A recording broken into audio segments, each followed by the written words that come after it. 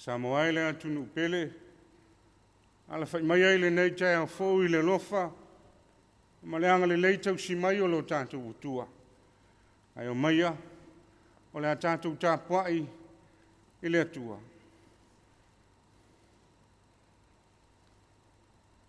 ua valaau atu ia pesa i le atua o Israelu ua whaape atu fia manuia au ia te oe ma whaalau te leina lau ele ele. Ia te au fo'i lo a ao, ma ia e leo leo mai ia te au ai leanga. Ina ne i tinga inga au. Na watu ele atua ia te ia le mea na ia whaatonga atu ai. O le talo mo le anganga pa ia se o tātou te talo. Le atua lo whaelo mātou te mae whaavavau. O la ua fio le atua e manui ailo mātou wola i mea umalawa. Ua ala whailo wa tunuu i le nei Taeao fo. O lo walofa lo wanga le lei. Ua mātou wala whai ai le atua i o manuia. Ua atu lo wa tunuu. O le Tapuaiga ma le whainga taulanga se isula lo wanga le lei. Ma talo sia lo walofa. Ua fe au o le nei aso. Pangalea le atua le tamae le ngona lo mātou whātou waa. E mativa foi mātou i lo mātou wola whale nganga. Ua mwai te talo ai la ua fio mai amo i mātou e ala ilo wanganga pa ia. Se e papti soina so mātou vai. E anga waa ai mātou e tapo i atu i la ua fio. Ina ia vi ia lo mamalu siri ese. E o lava i le whaavavau. O le ala mātou talo wa latu le swafo Yesu lo mātou whaola. Amene. O le atatou vi atu i le tua, i le vi inga e se lau. Se lau le pese. O le atatou pese ai.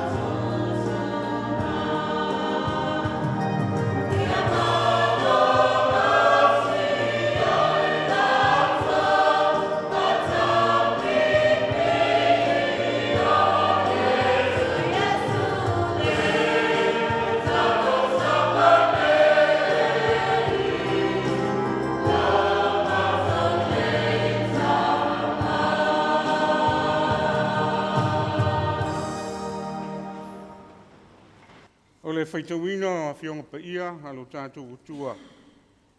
Tusi filfilia mo I tātou I le nei Taeao, I le whasinonga le tusi whaitawaso, a le ka le sia awao, ua maua lea mai le whenga tuai.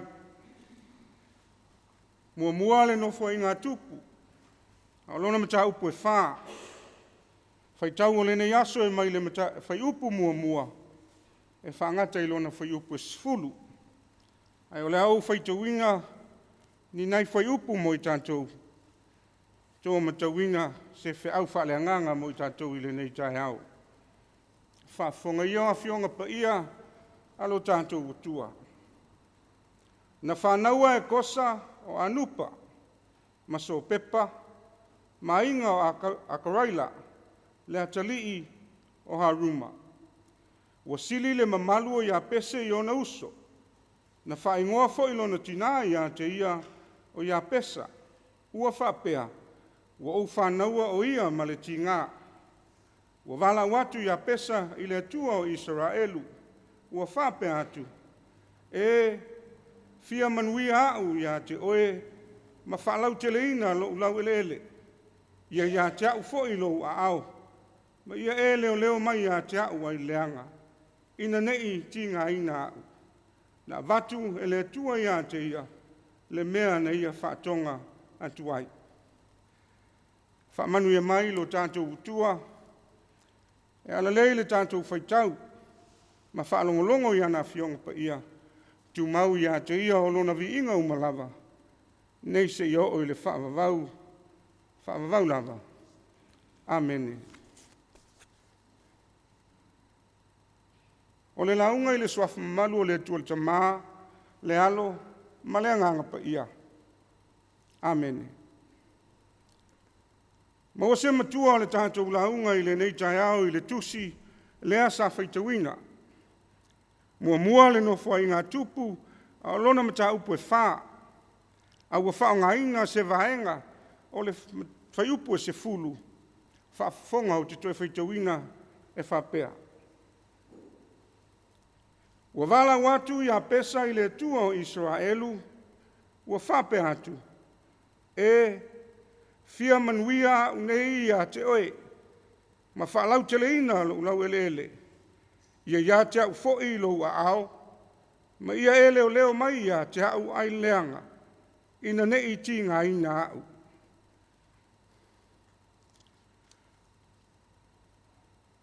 Manatu au tuo le launga mo I tātou I le nei Taeao I le whasinonga le, tusi whaitawaso le ka le sia, o le fesili e whapea.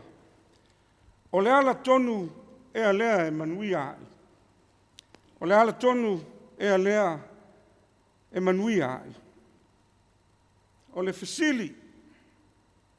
Ai a whaafafonga I le fesili. O le fesili a le tangata e le mautonu. Fesili e folinga o lo anu. Ai le o mautinoa. E folinga whapea le fesili o le autu o le nei Taeao. Fesili ua manaomia se fesoasoani. Ua manaomia e le tangata o lo fesili se whaamaonia. Manaomia se whaamau tutu ia mautinoa. O le ala tonu lea e manuia ai. O le whafesili. O le ala lea ua fia whaamaonia. Pe sao o le ala tonu lea e manuia ai. I le tusi sa whaitawina I le nei Taeao. Mua le nofo I ngā tupu a lona. Ma ta upu e wha. A le whai upu e tasi e tau le sefulu. O wha maunga le tustala. I le tupu anga ma ngafa o le aingo yuta. I le tala la I ngafa ma ingoa e tele o le aingo yuta. Ua whaafua se ia le tala I le tangata le nei o ia pesa. O le winga o le ingo ia pesa, e whaperetania whape o le sorrow, or born with sorrow. O lona winga a Samoa, le whanua noa, po le whanau ma le whanua noa. Na wha ingoa e lona tina, mai whapesa manatu o le usua sua e le tuspa ia. Ma salo na whanaua o ia, ma le whanonoa. Ona e iaiso na mai tu mau. A disability of some sort. Masalo le le ato toa o lona malosi. O lona mafau e hawhainga. Pe pipili, tutuli, pe tawaso foi. O se tūlanga whapea. Ua whaai ngoa ai e lona tina. Le tamale nei le ngoa. E le leo malia i le whanongo. Ma e le manaia. Pe tai o le alava le mafuanga. Ua whaai ngoa ai o ia e le nei ngoa. Whai mai le tātou whai tau. Ua sili lona mamalu i ona uso uma. Ua wala au atu i a pesa le tama mai. I le atua o Israelu ua whape atu. Ua whai mamatua o le nei Taeao. E fia manuia au ia te oe. Ma whaalau te leina lo lau ele ele. I ia te au whoilo ua ao. Ma ia e leo leo ma ia te au ai leanga. Ina nei tinga ina au. Wha uma leo le whaitau e whapea. Na avatu e le atua ia te ia.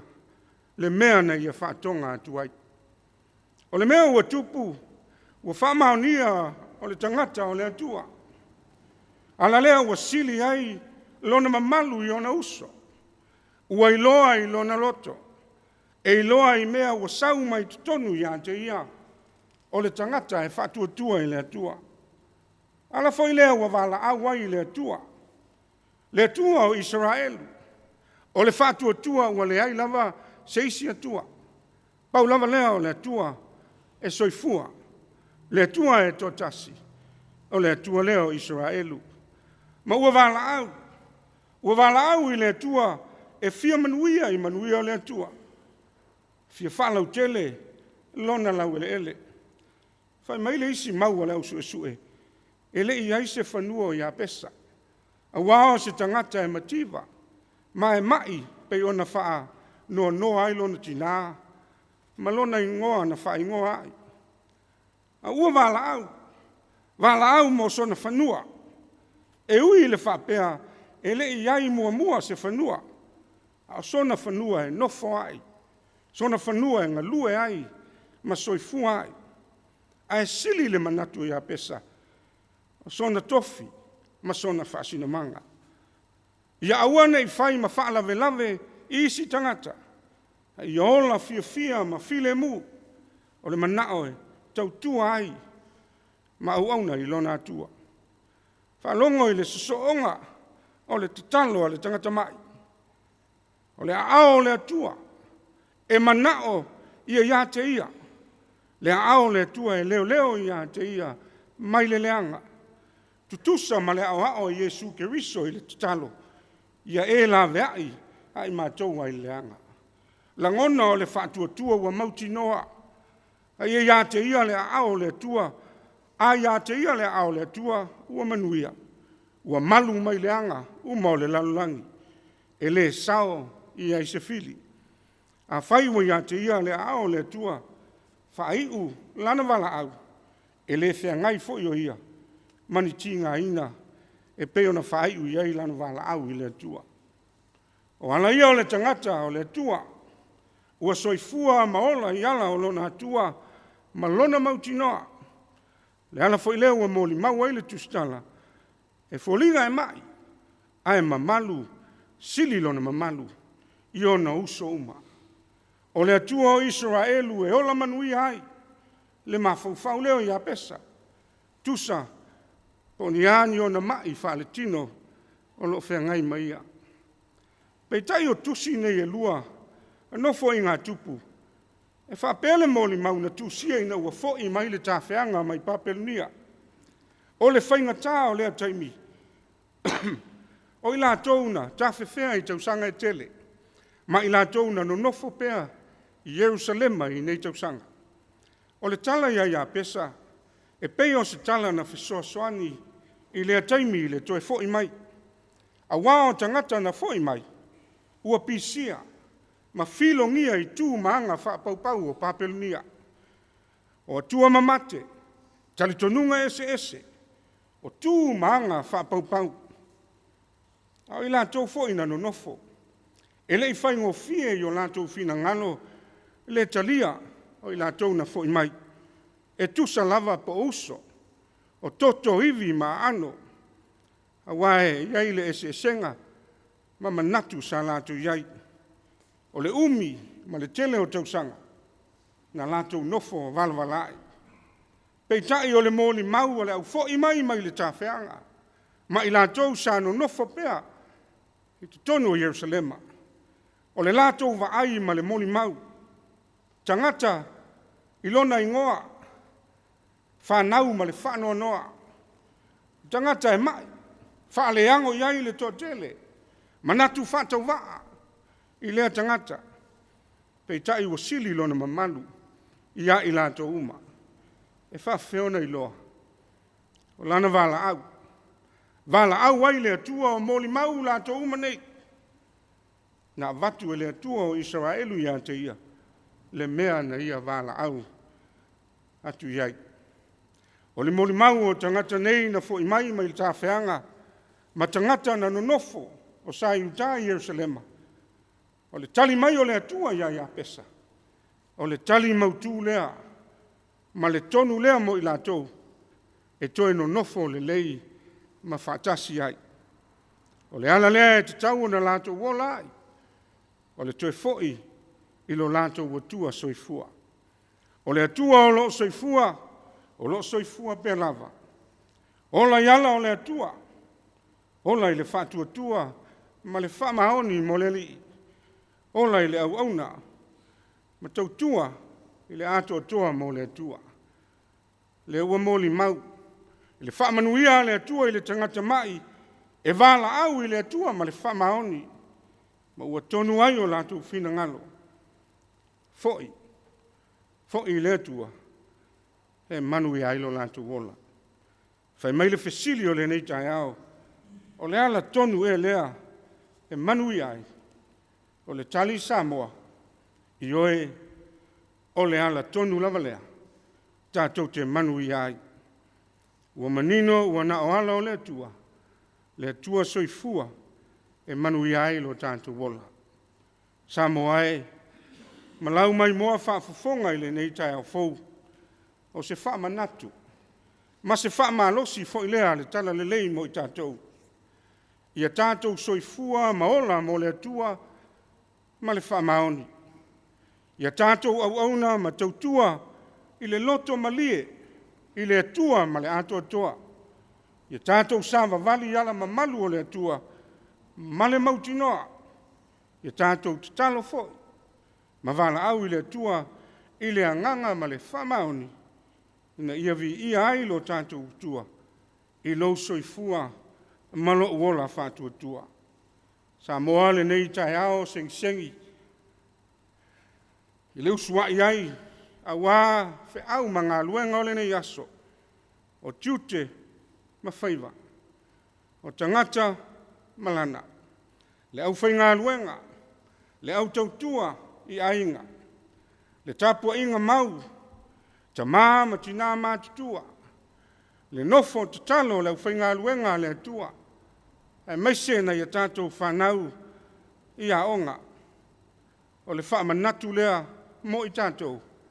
A o tātou walo atu i whi au le nei aso. Ia tātou o atu. Sāwa wali ala o le atua i le nei aso e manu i ai. Ia tātou whaatasi ma le atua. E ai i manu tiutia ma whaiva. Whi au ma tātou ngā luenga. E whātau waa ia pesa. Aina whāte ia. Saiu tā ma le nuu o le atua. Ina ua wha mamalu e le atua lona whātua tua. Vala au ma le wha maoni le alii. Na tali le atua. E le whātonga na ia whātonga atuai. O Yesu Keriso. Na whio mai le lalo langi nei. A o mai a i tātou. Ia tātou nof tatalo i lo tātou utua. Se mea tātou te mana na oai. Vala au i le atua. I le anganga ma le whamaoni. Ma lou whātua tua ua ato toa. O le talo i tātou talo ai le atua. Ma le whamaoni umalawa. E ala i le suafo Yesu lo tātou wali I whaola. Amen.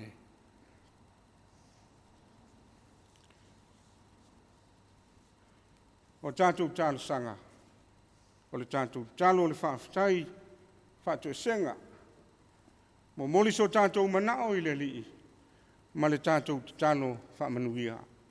Se o tātou ifo, ma te tālu I le atua. Le atua alo whaelo mātou tamā, e whaavavau. Le atua la ua fio le whapongai o lo mātou wola. La ua fio le atua, o le alofa fua, ma le alofa e muti vale. O le alofa e whamaoni. O le alofa lea e tū mau mo I mātou o lau whanau. Lo atu nuu o Samoa I le nei Taeao. Mātou wala whai o manuia. Sa malo lo I le pō wa mawai. Sa tau mate fo I le nei aso. Pe tua I nia. A wa mātou watu le tua o le viinga ma le whamanu. O le whane tanga ma le anganga o le whaftai tele. Mātou maua le nei Taeao mātango fie. Whaftai lo mātou tamai, lo walofa. Lo wanga le lei whasoa mo I mātou o lau whanau. A wao le aso e whaitau I aso lo mātou wola. A malo longa wa e whapopo ai lo mātou malosi. A wā lava sina o le nei fo I aso I tute mo mātou whaiva. Whaftai le tua. Mo Samoa, lo mātou whasino manga, lo mātou tofi mai lau fio, whaaftai. Tofi le mūlawa Samoa, I la mātou mōli mau I le lanolangi, ono lo walofa ma lo wang le lei. Whaaftai fo I le tua I lau tala le lei, whaatala le lei ai o mātou tangata, o mātou mauai, le tala e ala I lau fio ma le whaalutanga, au le file mū, ma le manuia mo I mātou. Whaaftai le tua, au mea alofa ese mo I mātou. Whaaftai le ola ma le malosi. O tāleni e tele o anga waa, o e whaupenga I o mātou tangata. Au ala I o manuia mo I mātou taito tasi. Whaaftai le tua, ono au a fionga pa ia. Peo na mātou whaitau o se whaamanatu e le umalona o ngā mo lo mātou wola sa ili atu. E mawailo mātou malosi ma le malamalama. Ma ia whapeo na mātou sawa vali ai lo fina ngalo. Au lo nganga pa ia e. Fesoa soani ia I mātou o le fesoa soani sili. Tau to lua ina so mātou whātou waa ma le vai. O se wha malosi ia I mātou. E teimi e langona ai le vai. Ma tau sonu muli ai lo mātou wola whātua tua. Whaafitai tele le atua le tamā. Mawhatotonga. Lo mātou wola, I le tele ma le lasio au whaamanu ianga. A wao la wafio le atua, e moni lava, e te tausi lava ia I mātou, I lo walofa ma lo whaamaoni. Whaaftai tele, e sili lava ia Samoa ma lo mātou wola le ali ie, le whaolatanga na e sauni o lo walofa tu noa, na e fwa iai lo walo pele o Yesu Keriso, e maliu whalava au I lungo le santauro. Ina ia tongi o la iso mātou leanga. Lona soifua manu malo le atua, ua toe mawhana ai le tātou mawhtanga. Sa whangai lo mātou wola I le ola e whaavavau, pe a whai e sala mō I mātou mai leanga, ma whaatua I la ua fio, I le ato ato malava. Le li e lo mātou tama, tu maulo vi inga I la ua fio, e o lava I le whaavavau. Pangalava lea lo mātou utua, matalava o le masiasi. A wā mātou te tautino e ang salalo watu nu. Le li e, wa mātou sila fia mai loa o wala. Wa loa foi o na whaatala le leia lo mātou wola. Ai mātou te tautino le atua. Fe lanu wa I lo mātou wola I luma o lau sila whanga pa ia. E o le lava male nganga maulalo. Whamangalo I lo watu nu. Whamangalo ia I mātou le atua I le lafo ai o wala I le tele o taimi. Ua tali lava o mātou manao. Ma whai lava o mātou loto. Whamangalo ia I mātou le atua. Le tele ina ngalo ia I mātou le ngaluenga.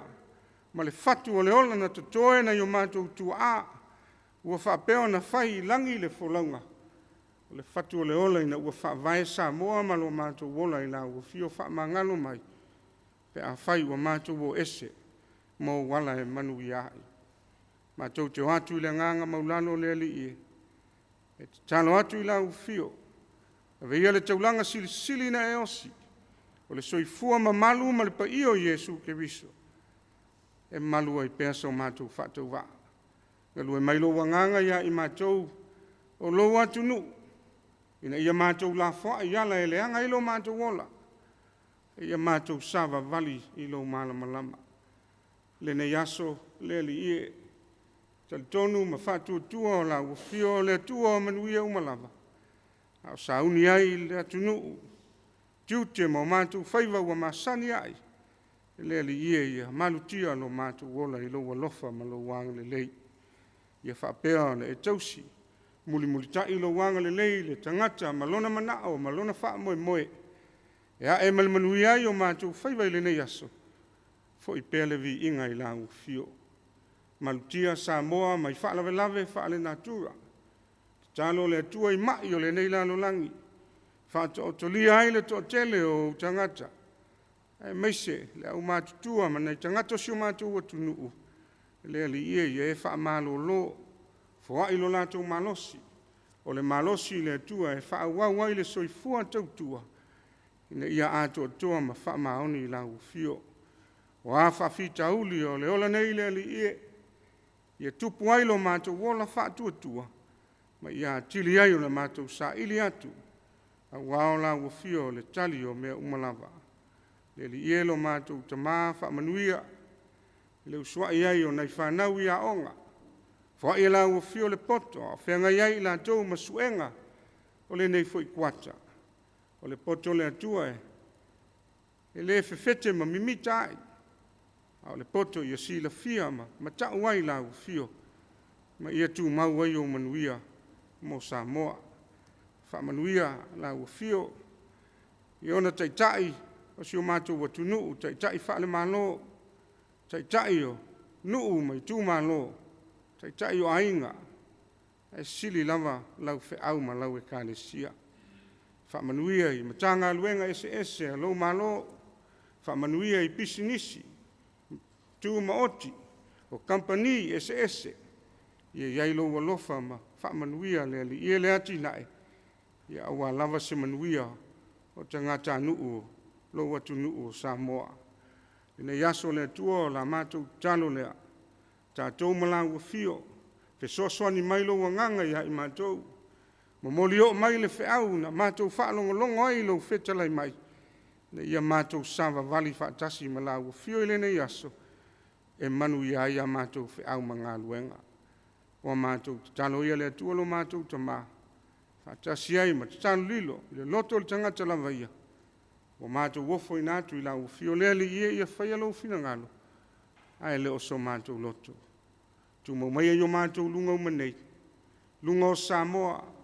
Lunga o lau whanau whatu tua i le lalo langi a toa lo manuia lo file mu. Le lofa silisili ese o Yesu ke riso lo mātou wali ima lo mātou whaola. E maafutanga whai pēa malo lavanganga pa ia. Nei maso umai o i le whaavavau lava. Amen.